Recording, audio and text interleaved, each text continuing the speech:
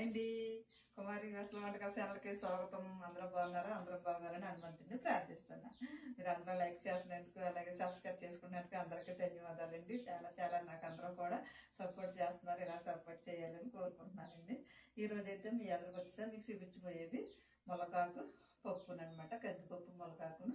ఎందుకంటే ఇప్పుడు ఇది ఆషాఢం నెల కదా, కంపల్సరీగా వండుకోవాలన్నమాట. పెద్దలు ఏంటంటే ఈ రకంగా అయినా మనం ములగాకు వండుకుని తినాలని, ఆషాఢాలన్నా కనీసం తినాలని 2-3 సార్లు తినాలని చెప్పేవారు. ఎందుకంటే ములగాకు అంటే నీసుకుని కింద ఉంటుందండి. ఇప్పుడే మా చెట్టుది కోసుకొచ్చింది ఫ్రెష్గా, చక్కగా లేత కూర అనమాట. మనకి చాలా బాగుంటుంది. చాలా చోట్ల దొరక్క వండుకోరు. ఇప్పుడు కూరగాయలు అమ్మే వాళ్ళకి చెప్తుంటే కొందేస్తున్నారండి. వాళ్ళకి కూడా చెప్పి మీరు తెప్పించుకోవచ్చు. అవకాశం ఉన్నంత వరకు దగ్గర ల్యాబ్ దగ్గర అన్న ఉంటే తెచ్చుకుని వండుకోండి. అందులోని కూడా ఆషాఢమనే కాదండి, ఇదైతే చాలా రకాల జబ్బులకు మంచిదంటండి. బ్లడ్ బాగా పడుతుందంట. 360 రోగాలకు మంచిదని చెప్తున్నారు. దానికి కాబట్టి మనం చాలా రకాలుగా వండుకోవచ్చు అనమాట. ఈరోజు అయితే మీకు పప్పు ఆకుకూర ఉండేలాగా చూపిస్తాను. మీకు కావాల్సిన పదార్థాలు తయారు చేసే విధానం. ములగాకు నేనైతే ములగాకు తీసుకున్నాను. ఒక కప్పుడు కందిపప్పు, అలాగే కొంచెం కొత్తిమీర, 4 పచ్చిమిరపకాయలు, కొద్దిగా కరివేపాకు, ఒక ఉల్లిపాయ, కొద్దిగా చింతపండు, ఒక నిమ్మకాయ సైజ్ అంతా చింతపండు. మనకు చింతపండు వేసుకుంటే మంచి టేస్ట్ వస్తుంది. మీరు మామిడికి వేసుకున్నా పర్వాలేదు, చింతపండు వేసుకున్న వల్ల, కానీ చింతపండు వేసుకుంటే ఇంకా బాగుంటుంది అనమాట. కొద్దిగా 1 స్పూన్ కారం, ఒక 1/2 స్పూన్ పసుపు, ఒక తగినంత సాల్ట్. అలాగే మనం తాలింపు పెట్టుకోవడానికి మనం ఇందులో కోపు సామానం, తాలింపుకి సమానం. తాలింపు పెట్టుకునేటప్పుడు కూడా కొద్దిగా నూనె వేసుకుని తాలింపు పెట్టుకోవాలన్నమాట. ఇప్పుడు తయారీ విధానం చూపిస్తాను మీకు, చూడండి. మనమైతే గ్యాస్ వెలిగించేసుకుని నేనైతే కుక్కర్ గిన్నె పెడుతున్నానండి. మనం కుక్కర్లో పెట్టుకుని విజిల్ వేయించుకోవాలి.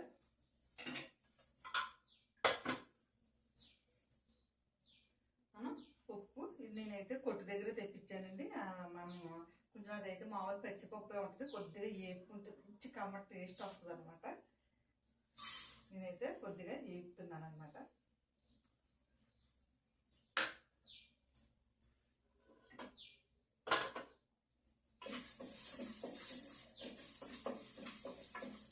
ఇది మనకి ఏగుతూ ఉంటుంది. మనకి ఇది లేత కూర కదా, మనం ఇలా చూసేసుకుని, అదే ముద్రకైతే కాళ్ళ కింద ఉంటుందండి. ఇది కొంచెం లేత ఆకైనప్పుడు మనం కొంచెం ఈ లేత కాళ్ళే కాబట్టి ఉడికిపోతాయి అనమాట. మరీ ముద్రకాళ్ళు కాదు కాబట్టి మనం అయ్యాక ఇలా చూసేసుకుంటే చిన్ని చిగుళ్ళు వచ్చినా కానీ బాగుంటుంది అన్నమాట. మనం మొత్తం అంతా కూర అంతా ఇలాగే కోసేసుకుని పక్కన మళ్ళీ చిన్న ముక్కల కింద కూడా మనం కట్ చేసేసుకుందాం. కట్ చేసుకుంటే మనకి కూరలోకి కలిసిపోద్ది అనమాట. మొన్న మొత్తం చెట్టు అంతా కొమ్మలన్నీ నరికి మొత్తం ఇలా అందరికి ఇచ్చి ఇచ్చా. నేను మళ్ళీ ఒకసారి ఉండేది, మళ్ళీ ఇప్పుడు మళ్ళీ వండుతున్నాను అనమాట. ఎందుకంటే భగవంతుడు ఇచ్చిన నలుగురికి పెంచుకుంటే అదొక ఆనందం కదా. అందుకనేసి ఇప్పుడు ఆషాఢం కాబట్టి అందరూ కూడా వండుకోవాలి అలాగనేసి ఇచ్చానమాట. మనకు భగవంతుడు ఇవ్వకపోతే ఏం చేయగలదు, ఇచ్చాడు కాబట్టి మనం కొంచెం నలుగురు కొంచెం తింటుంటే అదొక ఆనందం. ఇది లేత కూర కింద వచ్చేసింది మనకి, పెద్ద ఎక్కువ కింద కాదు కాబట్టి దీన్ని నేనైతే చిన్న ముక్కల కింద ఇలాగా, లేత కూర కదా చక్కగా ఇలాగా ఉడికిపోద్ది అనమాట. మనకి పప్పులో కూడా కలిసిపోద్ది అనమాట. ఇది మనకి మనం ఒక కప్పు గిన్నెడు వేసాను కదా, నేను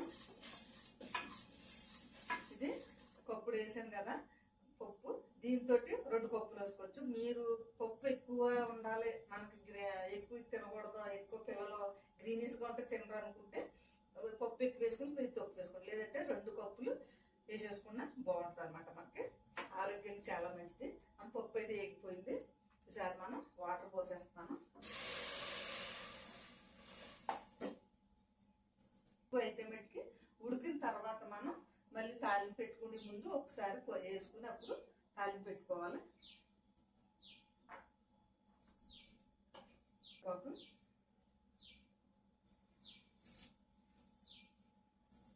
నేనైతే దీని పళ్ళంగానే వేసేస్తున్నానండి. ఎందుకంటే కాళ్ళలో ఉన్నది కూడా టేస్ట్ మనకి దిగి బాగుంటుంది అనమాట. ఉల్లిపాయలు, పచ్చిమిరకాయలు మనం ఆకుకూరలు శుభ్రంగా కోసేసి వేసేసుకుందాం. ఉల్లిపాయ ముక్కలు, పచ్చిమిరకాయ ముక్కలు, అలాగే కొత్తిమీర కూడా వేసేసుకుందాం.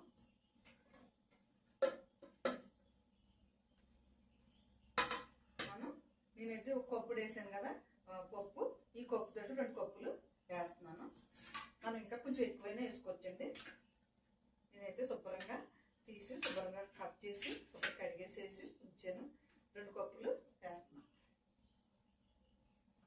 పిల్లలకు కూడా చాలా మంచిదండి.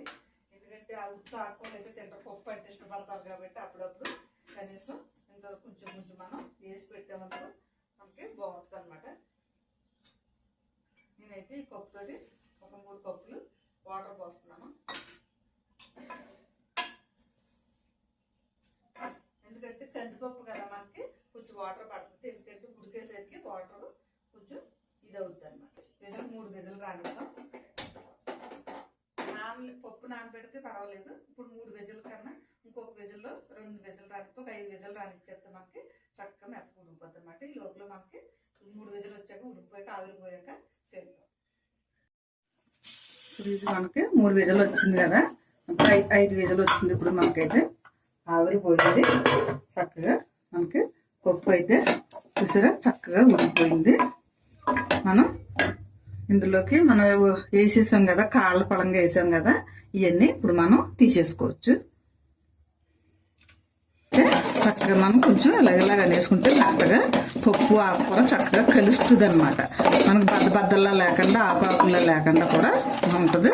అందుకని నేను చిన్న చిన్న ముక్కల కింద కూడా కట్ చేశాను. మీరు ఎప్పుడు కూడా ఆకుని మట్టికి పారించొద్దండి, ఇలాగే డైరెక్ట్గా వేసేసుకోండి. పారించిన కానించి మళ్ళీ ఇందులో ఉన్న విటమిన్స్ అన్నీ పోతాయి అన్నమాట. మనకి ఏమి ఇందులో ఇబ్బంది ఏమి ఉండదండి. నేనైతే మీకు చింతపండు చూపించాను కదా, జ్యూస్ తీసి ఉంచుకున్నాను. ఇప్పుడైతే ఇందులో వేసేస్తున్నాను. అలాగే కొద్దిగా సాల్ట్. మనం ఇప్పుడు మళ్ళీ కొద్దిగా ఒక ఉడుకు ఉడకనిద్దాం. ఎందుకంటే పులుపు ముందు వేసేస్తే మనకి ఉడకదన్నమాట, పప్పు ఉడకదని నేను ముందు వేయలేదు.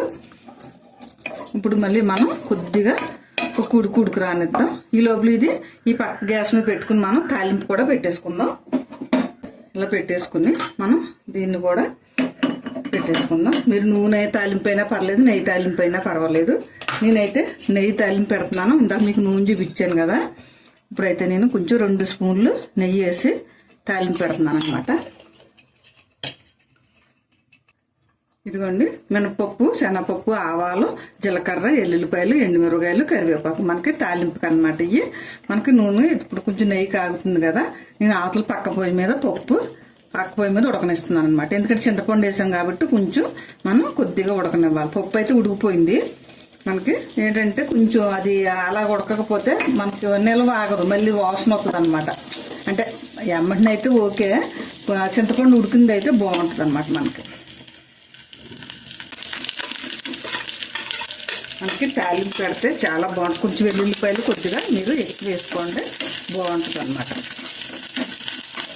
కొంచెం మనం డైట్లో ఉంటాం కాబట్టి కొంచెం నూనె కూడా కొంచెం తగ్గించుకున్నట్టు ఉంటుంది. మనకి నెయ్యి వల్ల కూడా ఉపకారం ఉండాలి. అందుకని నేను కొంచెం నెయ్యి కూడా వాడతాను అనమాట. 2 స్పూన్లు మనకి ఏమి ఎక్కువ కాదండి, అప్పుడప్పుడు వాడేది కాబట్టి పర్వాలేదు. మనకి తాలింపు అయితే ఎగిపోతుంది. తాలింపు అయితే ఎగిపోయింది, పప్పు అయితే ఉడుకుతుంది కదా, ఇందులో పోసేసుకుందాం. ఒక్క నిమిషం మూత పెడదాం. మనకి ఇది తాలింపు పెట్టిన స్మెల్ పప్పు పడితే మంచి కమ్మగా బాగుంటుంది అనమాట, బయటకు బాగనకూడదు. మనకి ఇప్పుడైతే గ్యాస్ కట్టేస్తున్నాను, సరిపోద్ది చాలు. ఈసారి చక్కగా పప్పు అంతా కలిపేసుకుందాం. కూరలో బ్లడ్ పడుతుంది అనమాట. సర్వింగ్ బౌల్లో కూడా తీసేసుకుందాం. ఇదిగోండి పప్పు ములగాకైతే మనకి రెడీ అయిపోయింది. ఆషాఢంలో కంపల్సరిగా వండుకుని తినాలండి ఇది. అందుకు కాబట్టి కనీసం ఇలాంటప్పుడన్నా తినండి, మనకి ఆరోగ్యానికి చాలా మంచిది అనమాట. ఓకే అండి.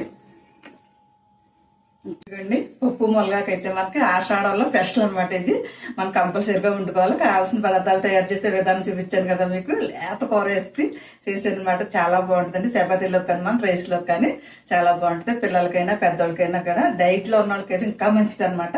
మనం అన్ని రకాల కూరగాయలు ఆకుకూరలు అన్ని కూడా వేసుకుని తింటా ఉండాలి, మంచి మనకి ఎనర్జీగా ఉంటుంది అనమాట. ఓకేనండి, మీకు నచ్చిందని అనుకుంటున్నాను. తయారు చేసే విధానం కావాల్సిన పదార్థాలు చూపించాను కదా.